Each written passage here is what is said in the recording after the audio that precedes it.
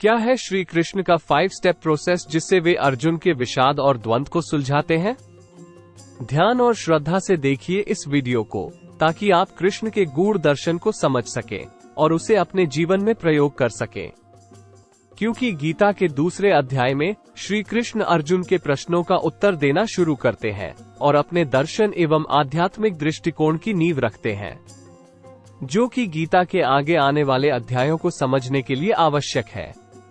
इस वीडियो को बनाने के लिए हमने गीता प्रेस की मूल भगवद गीता, शंकर भाष्य, B.R. चोपड़ा की महाभारत में दिखाए गए गीता संवाद के एपिसोड और YouTube पर उपलब्ध गीता आधारित कई वीडियोस का अध्ययन किया, और जो भी हमने सीखा वो इस वीडियो में अपनी मति और जगत गुरु श्री कृष्ण की प्रेरणा से आप तक पहुंचाने का प्रयास किया है।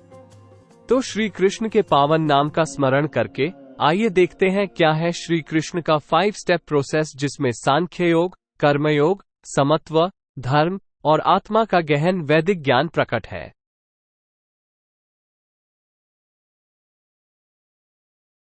श्रीमद् भगवत गीता में भगवान के द्वारा बोला गया पहला श्लोक ही उनके उपदेश का पहला चरण या स्टेप है। वे अर्जुन के सारे तर्कों को बड़े धैर्य से सुनते हैं और फिर उन्हें फटकार कर कहते हैं, कुतस्त्वा कश्मलमिदं विषमे समुपस्थितम् अनार्यजुष्टम अस्वर्ग्यम अकीर्तिकरम अर्जुन। वे अर्जुन के विचारों को अनार्य यानी श्रेष्ठ लोगों के द्वारा न किया जाने वाला कहते हैं और नपुंसकता का त्याग करके युद्ध के लिए तैयार होने को प्रेरित करते हैं। यहाँ श्री कृष्ण ने अपनी बात को अति साधारण तरह से आरंभ किया है, जैसे कि हम आज भी अपने दोस्त के निराश होने पर उसे कहते हैं कि भाई बेकार की बातें न सोच, चल उठ और काम कर। ये कृष्ण के उपदेश का अति सामाजिक, लौकिक और व्यवहारिक आयाम है। किंतु फिर अर्जुन उनसे कुछ ऐसा पूछते हैं जो इस वार्तालाप को एक अलग ही डायमेंशन में ले जाता है। अर्जुन कहते हैं, अर्पण्य दोषोपहत स्वभावः पृच्छामि त्वां धर्म सम्मूढचेताः यच्छ्रेयस्यान् निश्चितं ब्रूहि तन्मे शिष्यस्तेऽहं शाधि मां त्वां प्रपन्नम्। यहाँ वे स्वयं को श्री कृष्ण के शरण में देकर उनसे अपने कल्याण का मार्ग पूछ लेते हैं और मुख्यतः उनसे 3 बातें कहते हैं। पहला, कि वे पूज्य लोगों पर कैसे वार करें। दूसरा, कि वे गुरुजनों पर वाण चलाने से अच्छा भीख मांग कर जीना समझते हैं। और तीसरा, कि वे नहीं जानते कि युद्ध करने या न करने में से क्या श्रेष्ठ है। ये कहकर वे स्वयं को धर्म सन्मूढ़ चेता कहकर कृष्ण की और आशा से देखने लगते हैं। यहीं से ये संवाद एक गूढ़ रूप ले लेता है और श्री कृष्ण अपने दूसरे स्टेप की बात शुरू करते हैं। अशोचानन्वशोचस्त्वं प्रज्ञावादांश्च भाषसे गतासून अगतासूंश्च नानुशोचन्ति पंडिता। श्री कृष्ण अर्जुन की दशा देखकर उन्हें एक विस्तृत परिप्रेक्ष्य देते हैं और उन्हें सनातन ज्ञान का स्मरण कराते हुए कहते हैं कि पंडित लोग न ही अतीत के लिए परेशान होते हैं, न ही भविष्य के लिए, और जिन संबंधों ने अर्जुन को मोहित किया हुआ था उनसे परे जाकर उन्हें मूल तत्व आत्मा का स्मरण कराते हैं। कृष्ण के अनुसार शरीर तो नाशवान है पर आत्मा नहीं, और इसीलिए एक धर्म युद्ध में किसकी मृत्यु होगी ये सोचकर अर्जुन को व्याकुल नहीं होना चाहिए। यहाँ पर वे अर्जुन के पहले प्रश्न की जड़ तक जाते हैं, जहाँ पर अर्जुन का मोह उन्हें बांधे हुए है और उसका उपचार आत्मा और उसके सनातन स्वरूप के ज्ञान के द्वारा करते हैं। किंतु हमारे प्यारे और आदरणीय कृष्ण जी की विशेषता ही यही है कि वे अति गूढ़ ज्ञान को भी व्यवहारिक तर्क की जड़ों से जोड़कर रखते हैं। अर्जुन को आत्मा का ज्ञान देते हुए वे ये तो कहते हैं कि आत्मा नाश रहित है और इसीलिए अर्जुन को किसी के लिए शोक नहीं करना चाहिए, पर साथ ही वे ये भी कहते हैं कि अगर अर्जुन आत्मा को नाशवान यानी डिस्ट्रक्टिबल भी मानता है तो भी वो शोक न करें, क्योंकि जिसका जन्म हुआ है उसको एक न एक दिन मरना ही है। और श्री कृष्ण प्रभु का ये अद्भुत गुण ही गीता के ज्ञान को हजारों सालों से प्रासंगिक बनाए हुए है। अपने उत्तर के अगले पड़ाव पर जाते हुए श्री कृष्ण अर्जुन के धर्म के विषय में कंफ्यूजन का निवारण करते हैं। वे उन्हें ये निश्चित करके बताते हैं कि अर्जुन का धर्म क्षत्रिय धर्म है और एक क्षत्रिय के लिए धर्म युद्ध में भाग लेना एक बड़ा ही विशेष अवसर है, जिसे अर्जुन को चूकना नहीं चाहिए, क्योंकि इस युद्ध में भाग लेने से अर्जुन की यदि मृत्यु होती है तो उसे स्वर्ग प्राप्त होगा, और यदि वो विजयी होता है तो पृथ्वी पर यश प्राप्त होगा। कृष्ण के इसी तर्क से अर्जुन के भीख मांगने वाले प्रश्न का निवारण होता है। अर्जुन और हमें ये समझ आता है कि हमारा अपना धर्म चाहे कितना भी कठिन हो, वही हमारे कल्याण का मार्ग है, न कि किसी और का धर्म। भगवान का ये उपदेश हमें अपने कर्तव्यों और धर्मों के प्रति सजग और दृढ़ रहने की प्रेरणा देता है, वो भी दूसरों से अपने धर्म का कंपैरिजन किए बिना।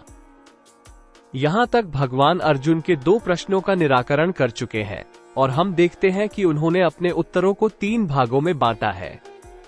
सबसे पहले अर्जुन को फटकार कर उन्हें मोटिवेट करना, फिर उन्हें आत्मा का पर्सपेक्टिव देकर मूल ज्ञान की ओर लाना, और फिर अपने धर्म में बिना कंपैरिजन किए स्थिर रहने की प्रेरणा देना।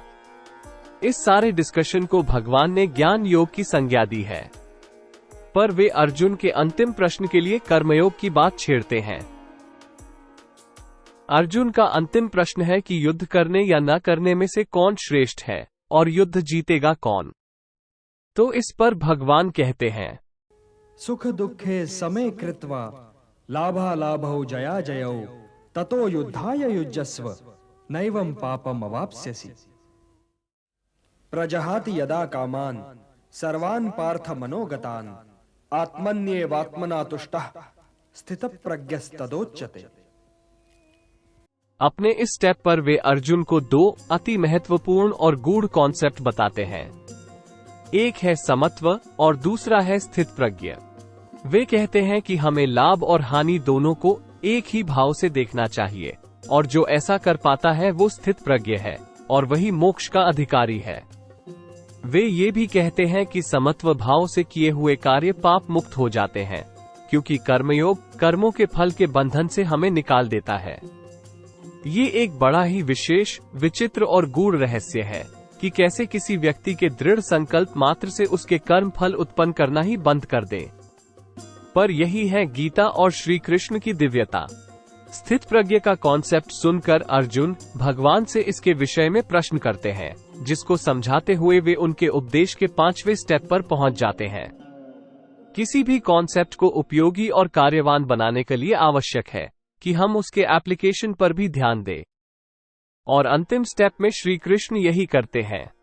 वे समझाते हैं कि समत्व भाव तक पहुंचने के लिए कैसे हमें पहले अपने मन और इंद्रियों पर नियंत्रण करना पड़ेगा। यहाँ पर वो एक कछुए की सुंदर उपमा से स्थित प्रज्ञ के गुण हमें बताते हैं। वे कहते हैं कि एक स्थिर पुरुष इंद्रियों को विषयों से वैसे ही हटा लेता है जैसे एक कछुआ अपने अंगों को समेटकर अपने शेल के भीतर ही स्थिर हो जाता है। यहाँ पर यह समझाना आवश्यक है कि इंद्रिय विषय क्या है। इंद्रिय विषयों का अर्थ है एक एक इंद्रिय के कार्य, जैसे देखना आंखों का विषय है, सूंघना नाक का और सुनना कान का। पर इंद्रियों को विषयों से हटाने का अर्थ ये नहीं कि हम देखना और सुनना बंद कर दें, बल्कि ये है कि कुछ भी देखने सुनने से हमारा विवेक और चेतना उसके वश में न हो जाए, ताकि हम सब कुछ देखते, सुनते, स्पर्श करते हुए भी अपने धर्म पर फोकस्ड रह सकें और एक स्थित प्रज्ञ की भांति स्टेबल और बैलेंस्ड रह सकें। तो हम देखते हैं कि श्री कृष्ण के उपदेश के ये 5 स्टेप एक दूसरे से जुड़े हुए हैं और एक दूसरे को पूर्णता प्रदान करते हैं।